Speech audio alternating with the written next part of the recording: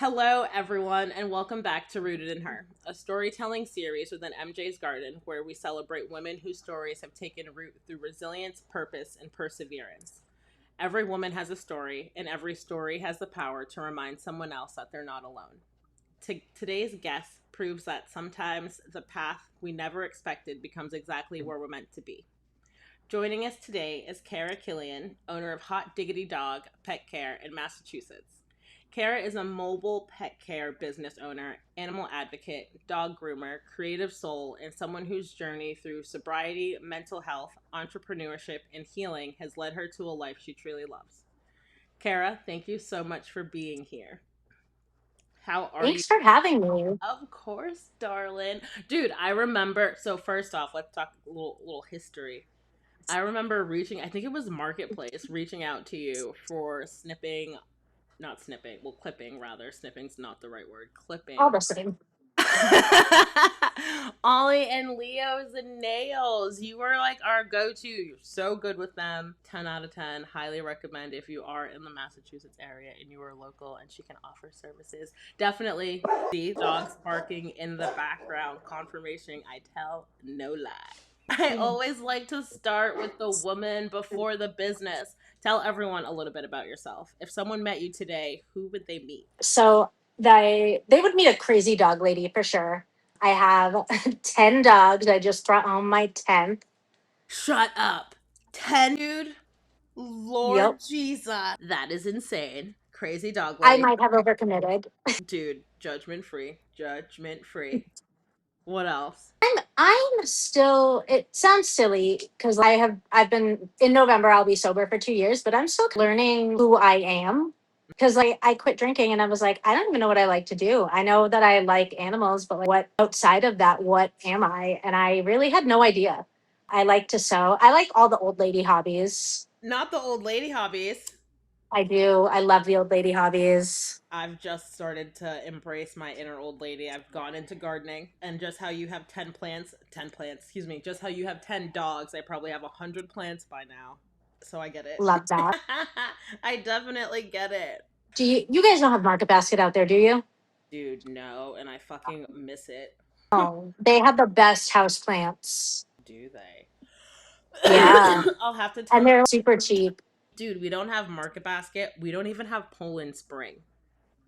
What? Yeah, dude. What do you drink? Deer Park, which is like the knockoff fucking Poland Spring. Dude, I miss Poland Spring. Every now and then, like Flying, for example, that's one of our grocery stores down here. They'll have like a few cases, but like not it's not a hot commodity out here. That sucks. Because like no water is created equal. It's It's not. really not. It's really not. It's definitely not. But you did okay. Back to the old lady activities. You said you discovered sewing. Like, made you Yes. what made you take sewing up? I don't know. I just was like, I need a hobby. I need something to do with my hands that doesn't involve like scrolling. Okay.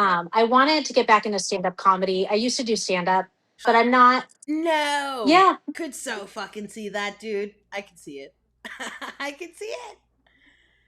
yeah. I am back and forth on like back into that, but I'm not. Most stand up comedy happens in bars. And I'm not, I don't think, in a place yet where I can spend that much time in bars. Okay. I needed something creative. I needed something to do with my hands. And there is a girl in the Worcester Public Market who is offering sewing lessons. Okay. So I started doing that 5 months ago. And then, like, going to her lessons and being involved with her. I took knitting lessons, which I am not a knitter. It's like having two hands made entirely of thumbs. Crocheting, that was easier. Stained glass. Stained glass was fun. So Ooh. I'm actually taking a stained glass class on Sunday, too. Ooh, nice. Yeah. I did like how in your questionnaire you had stated that sobriety, see that sewing became a part of your sobriety. Could you like on that a little more? I know you said that you wanted to do something with your hands, but can you like? It gave me an outlet. I needed an outlet. For so long, like it was my outlet, it was my blanket, it was my hobby, and I needed something. And even if I had hobbies outside of drinking, usually it also involved drinking. Drinking? Mhm. Like you wouldn't go to bingo and not drink. You wouldn't go to anything and not drink. Mm-hmm. No, I get it. And this, it gave me something to do and kind of live for, that because my whole life otherwise is dogs and working with dogs and my own dogs, and that was something that was just for me. No, I can. Yeah, I could definitely see. I could definitely. I could definitely see that. Woman has a beginning. So tell us about growing up in Massachusetts. So I grew up in Billerica, which, like, I guess is not a small town. I guess it's like a fairly big town, but like in my mind, it's a small town. I worked in the same restaurant from the time I was 14 to 28. Like, addition to my, I know. You grew with that restaurant. I That's did. I started as like the phone girl, and then when I got older, I made sandwiches. The only thing I didn't do there was make pizzas, but I bartended. I was waitressing and bartending when I left. I still miss it, but honestly, I don't know if I would even know how to bartend without drinking. So it's probably better that I don't. don't. Yeah. It's just the culture, just like the Yeah. restaurant culture. Like it's all and it's fast paced. So it's like, and if it's not drinking, they're doing other things. They're doing other things back of the house. No, I was so clueless that I didn't even know until like I was way older that any of that was going on. Like, Yeah. people tell me, I'd be like, really? I had no idea. And these were like, took me out the night before my driving exam and made sure I knew how to parallel park. And I was like, man, I had no idea that these things were happening. At least they kept you sheltered. So no, that's good. That's good that they didn't corrupt you. I'm like, I didn't step. I was definitely the baby. I stepped into the restaurant field when I was 20, like, and I was a host at. Have you ever heard of Beer Works? They closed. They used to Oh, be yeah. a big thing. And I started at the Beer Works in Framingham. I'm from Framingham. Opened that restaurant, but I was a host, and I was super content with being a host. And one day, the general manager walked up to me, and he was like, "So, are you ready to get on the floor?" I was like, what do you mean? Like, not waitressing. Like, what? That fucking scares me. Having to memorize the fucking tables, then to know the menu, and then to get cussed out because you forgot someone's ketchup. Like, I was not mentally prepared. I ended up doing it anyways, but that's neither here nor there.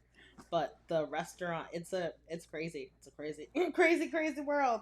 You said you stopped when you were 28. So what made you ditch the restaurant scene?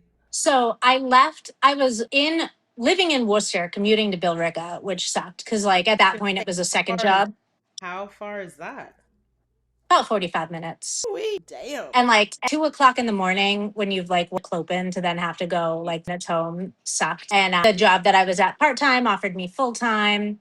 And then I did that until December. And then COVID shut everything down. Oh no, COVID. So the bar that I was working at full time closed in December. And I was kind of around trying to find the right fit. And then COVID hit. And at that point, I was kind of it anyway. And I knew when things reopened that it was never going to be the same. Yeah. See, I definitely get it, dude. COVID hit everyone, and so many like obviously like hit everyone at the same time, but everyone in different like if that makes sense. Like collectively went through it, but went through it in different ways, like situations or even just like I don't know. COVID was just a lot. Hot I diggity like I dog. hate admitting this, but like was I don't want to say COVID was great for me, but like in a sense No, it because kind of clock it, because I feel like that was when, because I can relate to you, and I didn't want to like, because we're about to ease into this anyways. But I feel like COVID was the beginning of me like embracing my entrepreneurial ideas, skills, and talents. Because beforehand, like I wasn't forced to, but now I had all of this like on my hand. But anyways, enough about me. Let's get into hot diggity dog because of the story. Do you want to go into it? How yeah. So, I was waitressing COVID, and then COVID shut everything down, and I knew I didn't want to get back to that, but I had no idea what I was gonna do. I had like direction. And I had this fluffy little dog, Charlie, rest his soul. But he was like the fluffiest, shittiest dog. And I had been I slacking on his grooming anyway. And then COVID hit and shut everything down. And so I was like, I better give him a haircut. And then when everything opened back up again or started to open back up again, I took him somewhere to fix the haircut. And we were kind of talk to everyone. Like, I will talk to anyone on the street. Friends all think it's gonna like get me murdered someday. But I love to talk. I'm a yapper. I was kind of to the girl that was fixing Charlie's haircut, and she was like, "It's not the worst COVID haircut I've ever seen, and I could use some help around here. If you want to learn how to groom, I'll teach you.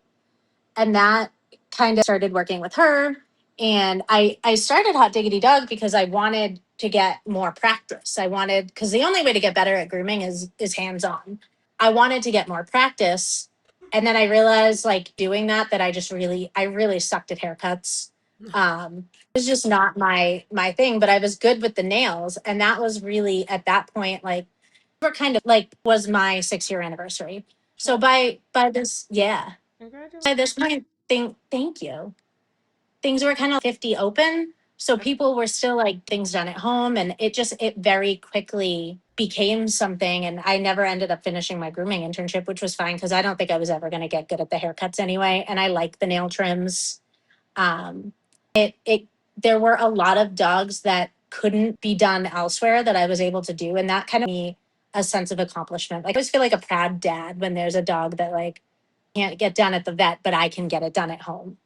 Right. Yeah, they're in their like their natural environment. Like not they not go because I'm even afraid to go to the doctor's office. So imagine being a little dog and you're going the floor is super cold. It like weird. Could you imagine being on all floors at the being on all fours? Excuse me, at the doctor's office. Like God. right, that's scary. It's And scary. there's like no one's happy to be there and someone puts their finger in your butt. I don't, yeah, happy. Yeah, you're violated. You're going there to like openly violate me. Like it's like the doctors will rope you up quick. Like you would usually take some time. Like just getting feel free grabs right now. You Usually did I make you buy me dinner first. thank you. Some shit. You did say something that stood out to me in the questionnaire. You didn't just want a business, you wanted a purpose. What does that purpose mean to you now? I was really like opened up a lot of doors for me to be able to help with things that I'm really passionate about, which is difficult animals and animal rescue. And I wouldn't have necessarily had the opportunities to be involved in animal rescue and to work with these difficult dogs if I had not started this business. See. So how? Okay. So let's go back because you did say you have 10 dogs. So have you accumulated the 10 dogs within the time frame of you having the business, or did you already have like a lot of dogs beforehand? So I had two dogs beforehand. I had Charlie and Lola. They both unfortunately have passed away, but Lola was 21 and Charlie was 17. And Lola was kind of a dog that really likes my love of rescue. I adopted her as a senior. I knew or I didn't think I would get much time with her. I wound up getting like years with her. But she was blind and she was challenging and she tested me in a lot of ways. And those were the things that I loved about her. And that was kind of catalyst for my love of like with challenging animals. And then a couple years ago, I decided I wanted to start a rescue where I would focus on, and kind of to rehabilitate and then placing the difficult animals. But the problem with that, or it's not really a problem, but one of the things about that is that these animals can't always be placed. They can't always be rehabilitated. They can be managed, but you can't always just, not everything can be fixed. I have a couple dogs that are pretty severe bite risks. I have a dog with some pretty serious anxiety issues. I have several dogs that are great dogs that could have been placed elsewhere, but I loved them and I didn't want to let them go. And that is another problem with me. Is that I love hard and like when you're in my circle, if you're like to me, then you're there forever. I get it. I totally get it. You also spoke about fundraisers. Do you want to talk about that a little bit? Yeah. So right now I am, because I've been able to kind of step back from going out on the road and physically doing the nail trims.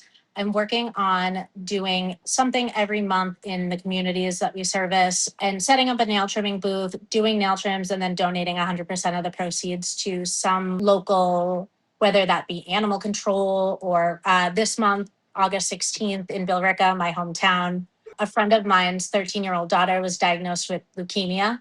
And so all of the funds for that is going to go to her family because right now they're living at Children's Hospital this month for treatment and it's going to be a long road for them. So I want to help wherever I can.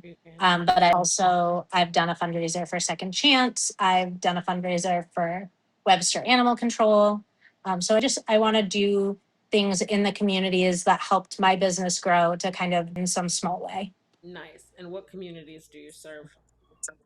We do 250 towns in Massachusetts and southern New Ooh, Hampshire. I wee. know. What? Ma'am. Yeah. Dude, holy that's so good. I Congratulations. didn't even know there were 250 towns in Massachusetts. Oh shit. No, neither did I. Honestly, I can't name 250. So me asking what communities you serve, ma'am, you serve Massachusetts. What do you? That is insane. That's so cool though to see from where you started and then to see now. Like, who would have thought Yeah. 6 years ago you'd be serving 250 communities within We Massachusetts? did something like 8,000 nail trims last year. That is insane, dude. That's crazy. Yeah. Dogs. That is a lot of dogs. I think one of the bravest things you shared was your sobriety journey. Thank you for being willing to talk about it. When did you realize something needed to change? So, and this, I think this story now that it's over is very funny. It's not, it is. It's not funny, but I can laugh about it. So 2 years ago, right after I moved here into the house that I'm in now in Rutland, I got a DUI. And what had happened was and to be fair, I should have gotten a million DUIs. But prior to that, I was not smart. Very lucky I didn't hurt someone. But I had left the bar, realized I couldn't drive, and then pulled into the driveway of what I thought was an abandoned house to sleep it off. It was not. It was someone's house, and they called 911, and Oh, I got arrested for uh-huh. DUI. And then took the toilet apart in the holding cell because I had to pee, and they didn't tell me. It was awful. I like ripped my face off. It was not good. But they did not tell me that you can't flush the toilet in the holding cell, and I thought I broke the toilet. So I was trying to fix it because, like, dumb drunk was like, oh no, I'm in enough trouble. I can't add breaking the holding cell toilet to the trouble that I'm in. So lost my license. It was like a $10,000 nap. I don't recommend it. Get an Uber. Got my license back, and I was on a fast track to getting another DUI for sure. Like, I did not learn my lesson at that point. And by November, think it was November 22nd, 2 years ago. I just woke up one day and I was like, I was suicidal. I couldn't get out of bed. I couldn't like fathom going to work, taking care of my dogs. And I just was like, I can't, I was like so hungover. Like, I can't anymore. I need like a reset. And so my plan, because I didn't drink every day, but when I drank, like I drank. Like for me, and it's kind of how I am with everything, it's very balls to the wall or nothing at all. Okay. So I was like, maybe if I just quit for 90 days, then I can just reset and be able to drink socially again. And 60 days in, I was like, oh, I don't want to kill myself anymore. Because, like, I really did. The only thing that's keeping me alive at this point was that some of the dogs that I had would be euthanized if I had decided to, self exit. If you're allowed to say kill yourself here, but I don't want the podcast to get taken down. But, if I had to end it, a couple of my dogs would have to be euthanized. And like, I made a commitment to them to protect them. And that would be selfish of me. And I know that that sounds like a stupid reason to stay, but that was my reason. Yeah, no. And I hit and I was like, wow, like I don't feel like that anymore. I feel so much better. And I realized like I wasn't thinking of it every day like I was.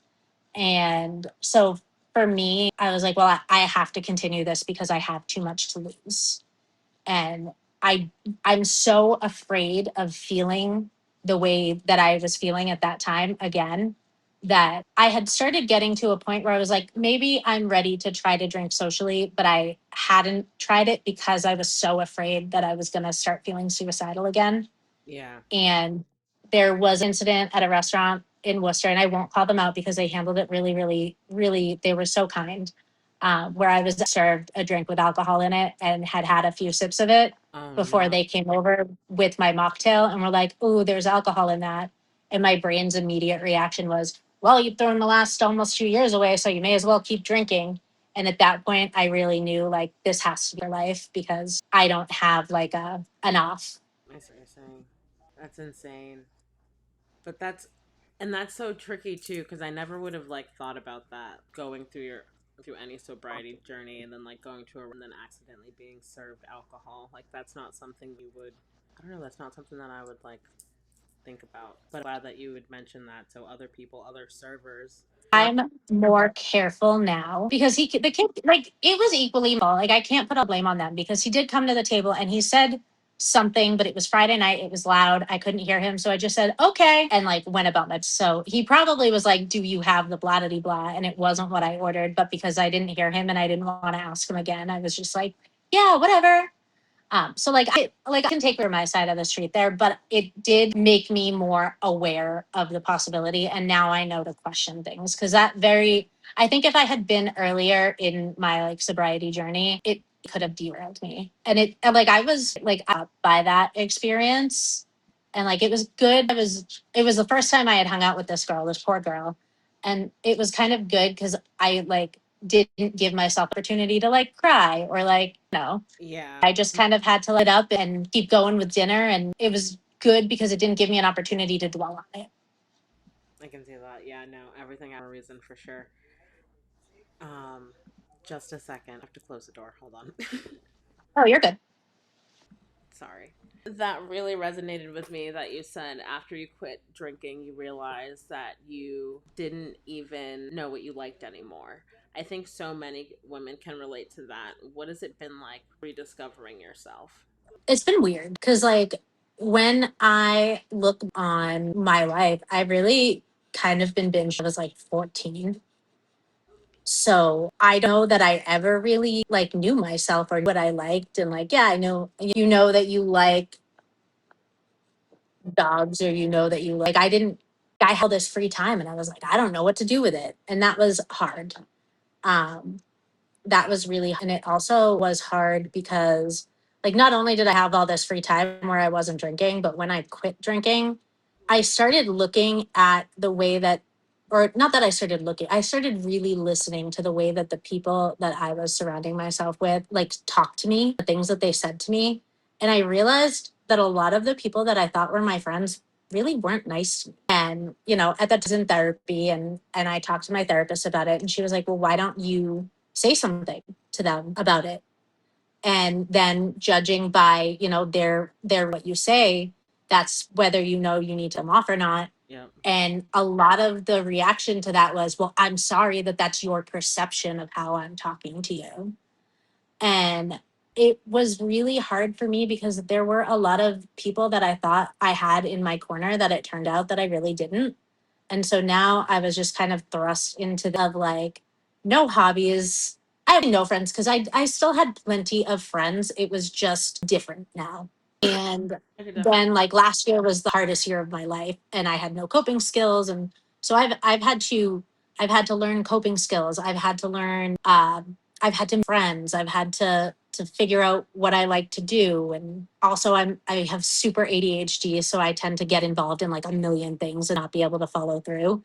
And then be like, oh, Relatable, I dude. don't know anything. All of the And projects that are just idling. I get it. yep. Yep. So it's definitely been a journey because it has changed kind of the way I approach everything in my life. It's changed the way that I approach friendships. It's changed because like, my like drinking friends that kind to me and were genuinely good people. But I learned through still trying to hang out with them that if I hung out with these people all the time, I was going to start drinking again. So that was hard too because the people that I realized were not in my corner, they were easy to cut off. But the people that were genuinely good people that just like to party that I could not keep up with anymore, that was a lot harder. But sewing really, it gave me an outlet. It gave me something to do with all the free time I had. It gave me to it kind of calms because I'm focusing on a project, and it's helped me a lot. I feel like I can agree with that in terms of gardening because even today, so it's like now I've just got plants everywhere. I've got them indoors, outdoors, upstairs, downstairs. We're surrounded by plants everywhere. But I have like a box of upstairs and I was repotting a couple plants this afternoon and I was like, this is like the adult sensory box. Like take out the and put soil and just because I was sitting there fiddling with the roots. I had to repot. So I had to take it out of the little pot that it was in, mess around with the soil, and then wash the root. It was a whole to do, but I was like, this is literally just an adult sensory box. So I get it in terms of just needing something to do with your hand, calm your mind, and like not like think of all the extra that's going on in the world. No, I definitely. My brain is like, the monkey symbols. Yeah. That's what it's my brain all the time. And so it kind of like, probably like gardening for you, kind of like it let off. Yeah, yeah, I can just tone it all, just zoop for a second. But let me ask you, ma'am, what's next for Hot Diggity Dog? So we've got 250 communities served in Massachusetts. Where do you see yourself in the next 5 years? I'd like to get more employees, kind of branch out. I have some friends that live in different states that are like, oh, you should like start here and me. And like, so I've that. But hiring is, it's so hard and it's so frustrating. And like, I'm at a point where I'm like, I'm kind of over it. Don't want this to be the end. Like I wanted to do a doggy daycare in addition to, but there's so much liability with that. And I have 10 dogs. So it's like, where am I going to put extra dogs? I'm a white lie. You have a doggy daycare, I essentially. yeah, I live in a doggy daycare. I have to have a kennel license. Like, No way. yeah. How many do you have to have in order to like put you over not the limit, but make you get a kennel license? So in Massachusetts, the state max is 4, but then every individual community can like in Worcester, so they can have less if they want. But generally, the state max is 4, and then after 4, you have to have a kennel license, and it differs from community to community what the requirements are. Here, they're pretty lax. They come, sure the house is clean, the animals are taken care of. Some towns make you have a actual kennel setup, which Rutland doesn't, thankfully, because like we have crates. The dogs are crated when they eat. They're crated when I'm not home. But for the most part, like right now, they're all laying around me on the couch and on the floor. So they're like, we wouldn't kennel setup. No, I get it. So okay, so with all of so it's you 10 dogs. So what's your like? And you said it's right. Yeah, There's still places in Massachusetts that I've never heard of. I'm like I don't ever heard of that. it's the geographical center of the state, but don't feel bad because tons of people hadn't heard of it. I'm like, oh, okay. Means to me. Where is it near? Like, what are you? Holden, which you also have never heard of. Nope. It's a half hour. Well, depending on what part of Worcester you're going to, but it borders Worcester. Okay. See, I I know say a half hour to Worcester, but it's really depends on where in Worcester then. you're going. Yeah, and that for me, it's like I didn't leave Route, so it's like 30 minutes. What is it? West is Boston or east is Worcester. My geography skills Oh suck. yeah, But yeah, I'm in the center of framing, not of Worcester and Boston. So it's like I didn't it wasn't if it was beyond Boston, I have no idea. And if it's beyond Worcester, not a clue. Like I didn't really that's fair. venture off of Route 9 too much. But dream property, goats. You said you wanted goats, donkeys, woods, fence yard. Paint us that picture. Yeah, Is this dream I want. Massachusetts? Are you rooted in your home base? Or are you gonna venture off? I don't know because the thing is, like, even I can run this business from anywhere, and I could branch out to anywhere. And I was like kind of moving where the cost of living is cheaper and you can get more for your money. But now my baby brother is having his first baby, and I want to be there for all that. Um, So that kind of like that type. But I want to be somewhere with a lot of land. I really like. I'd like to have a homestead. I want my goats back. I want, you know, a horse. I want to be able to grow my food. I don't want to raise my own meat because we tried that once and it didn't go well. right. I'm like I don't think I don't think I'd be able to do all that. I tried. I thought I could, and then I wound up with this like very mean 500 pig named Craig that just was like trying to kill it encountered. Oh no, And because I was like, I could raise this pig for meat. And then I was like, but it's so cute. I love him. He's Craig the pig. not And Craig. then And then as Craig got older, he got meaner, and it just got to a point where they were like, "Okay, you got to do something with this pig, Kara, because like a pig can eat bones and all. So you don't want to mess with a mean pig." I mean, And he was delicious, week she said Craig tastes good as fuck. but as one person, you don't ever like. I don't need to eat pork for a while again.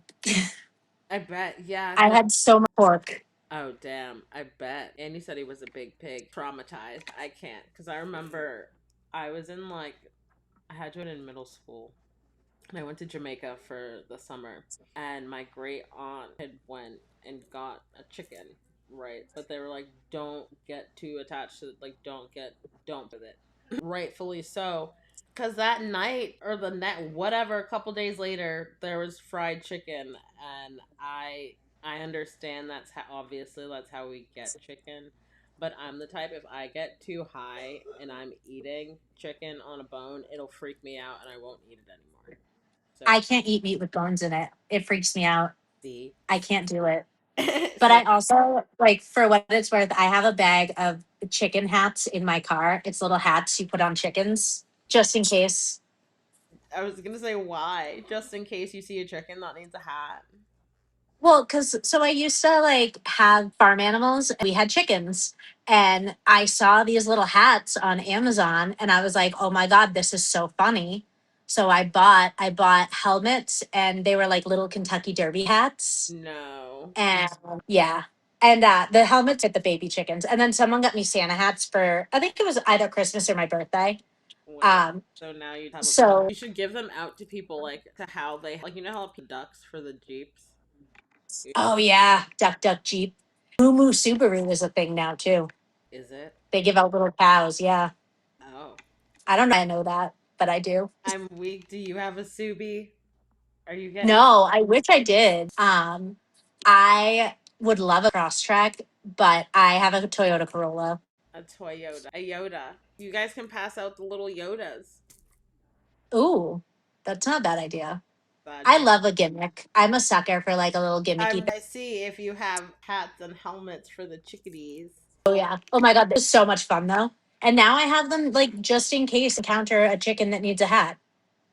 But when was the last time you saw a chicken in the wild? Occasionally my clients have them and then I'll be like, "Hey, I've got chicken hats in my car and an extra 10 minutes. Do you want to put a hat on your chicken?" Not an extra 10 minutes. I literally could not scout in everyone's backyard. Do you have a you got a chicken? That's too funny. Rapid fire. Coffee, tea, or Red Bull? Red Bull. Morning or night? Night. Beach or mountains? Mountains. Dog breed. Ooh. That's Stump. hard. I was like, wait, did that just stump you? That's hard. I have to say, like, my English Bulldog is the most fun dog I've ever had. Oh, they're cute. So I think it's probably English Bulldog. Okay. One word that describes your Hmm. Crazy. It Ooh, has been a journey. crazy. And one word people should remember about Caro. I hope it's kind. Like, I hope when people think of me, they think that I have been, like, abundantly kind to them. Mission accomplished. I ask every guest these same questions. What does rooted in her mean to you? Oh, that's tough. I think it's like the things that you came from that led you to who you are now. I like that. What keeps you grounded? Having 10 dogs, I don't have an opportunity to be anything but. You ain't lie. You ain't lie. You've talked a lot about authenticity. What, excuse me, why is being authentic so important to you? It's too hard to be anything other than authentic. Like with me, what you see, what you get. I don't want to have to keep up with trying to be somebody else. And no one will ever be able to hold anything against me because I've never had a secret in my life. Like I have a big mouth. I will tell everyone everything. I don't care what anyone thinks of me, and I think that that's really the only way that you can survive in this world is to be yourself because having to put up an act to be anything other than yourself is exhausting. Literally that. Literally that. Excuse me. If someone watching, excuse me, excuse me, if someone is watching this interview today, maybe they feel stuck, Maybe they're battling addiction. Maybe they're struggling with their mental health. Maybe they don't know what their purpose is yet. What would you want them to hear today? The biggest thing that I tell my friends whenever they are in a situation that they feel like they can't get out of is like, you don't have to make a mistake just because you spent a long time making it. You don't have to stay in that bad relationship because you were there for a long time. I had a very bad marriage and I thought that I was going to like die without him, and I was afraid to give it up because, what if he gets for somebody else and I went through all of that for nothing, and now here I am out of it and I don't even remember really that person that I thought I couldn't live without. And the alcohol, I thought it made me funnier and funner and, a more enjoyable person around. And that's not true. I'm still the same person, really. I don't think I've changed much in terms of my personality. But I am healthier. My health is healthier. I have a lot of issues. I have obsessive compulsive disorder. I have PTSD. I have ADHD. Always encourage people to get into therapy, even if you think you don't need it, even if you're afraid of it. Definitely. And I know that hard for some people. Therapy can be very scary because you have to confront things that have happened to you that you don't want to confront. You have to, confront things about yourself you don't like. There were a lot of things about myself that I didn't like that I had to confront in order to change, and that was really hard. But you don't have to keep living a life that you don't like just because you spent a long time living it. Literally that. Literally that. Kara, I appreciate you so much for joining us today. I think your story is such an important reminder that it's never too late to choose a different path. Purpose doesn't always arrive the way we expect it to. Sometimes it shows up disguised as a dog haircut during a global pandemic. Thank you for reminding us that healing isn't about becoming someone new, it's about becoming yourself. If today's conversation inspired you, please support Kara by following Hot Diggity Dog Pet Care, sharing her story, and if you're in Massachusetts or southern New Hampshire, book an appointment. Or better yet, volunteer at your local animal shelter. Every act of kindness makes a difference. And if you're a woman with a story you'd like to share, we'd love to hear from you. Rooted in Her is a place where every woman's story and journey matters. Until next time, stay rooted, keep growing, and remember your story may be exactly what someone else needs to hear. I appreciate you so, so much. I will see you guys next Saturday. Bye.